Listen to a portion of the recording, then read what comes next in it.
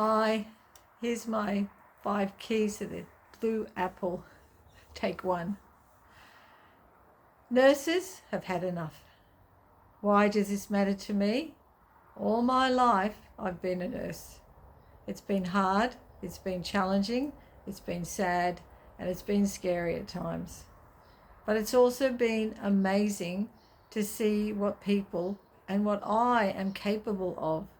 It's been rewarding helping thousands of people get their health back, and it's been a joy to work with so many incredibly gifted nurses in my career. That's why this matters so much to me. I see and speak to nurses who are fed up. They are tired, exhausted, and losing hope. When is this going to end? This isn't really about COVID-19. This was just the catalyst to being asked to step up yet again, to work a double shift, to work on their days off. And by the way, there's no annual leave going to be granted until March next year. That's some of what my colleagues have had to experience. We have been stepping up for a long time. This is really about not enough support and recognition. No recognition for the amazing job they do and have been doing for decades. Nurses don't strike, but when they do, it's really bad.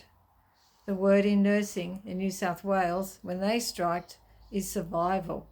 What a way to work. What a pressure to work under, just to feel like you just have to survive. So here's the thing. Nurses are always there. When the doctors, the physios, the tea lady goes home, the nurse is there. When you're back from a long procedure, they are there. When you're feeling upset and worried about your diagnosis, they're there. When your loved one is passing away in front of you, they are there. And when you need a bit of TLC, they're always there. But more importantly, when you are deteriorating and someone needs to call the team, they are there, and thank God they know what they're doing. Yes, it's their job and do all of that, but wow, how do they do that for years and years and develop their experience and expertise is nothing more than amazing to me. And they are walking out of the door of our hospitals never to return. This matters to everyone. One day you might be a patient. One day you might have to go to an aged care facility. Who's going to look after you? That's a big question. We already need 35,000 healthcare workers in aged care to get to the minimum standards. I had students in a pristine aged care facility, and it was alarming to say the least. Not enough staff to answer the bells when the client wanted to go to the toilet. Not even enough staff to give the care was minimal for people to have a respectful experience in a place they called home. Aged care is in crisis.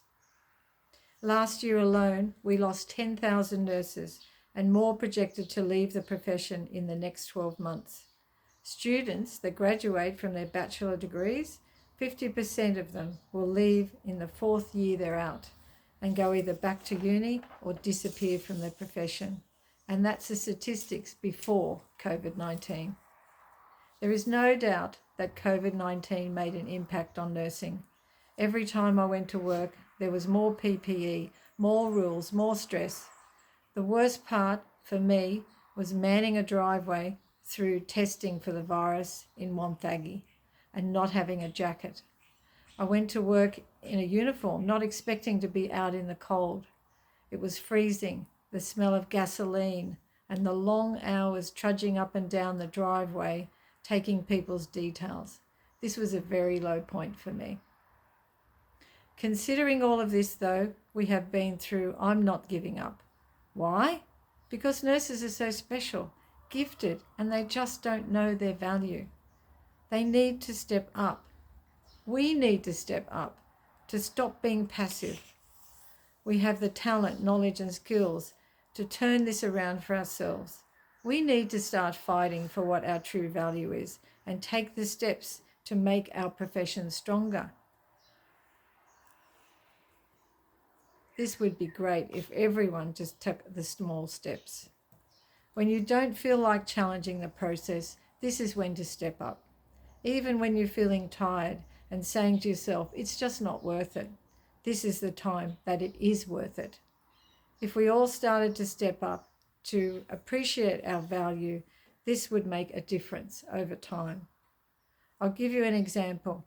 I was booked to work in a day surgery unit.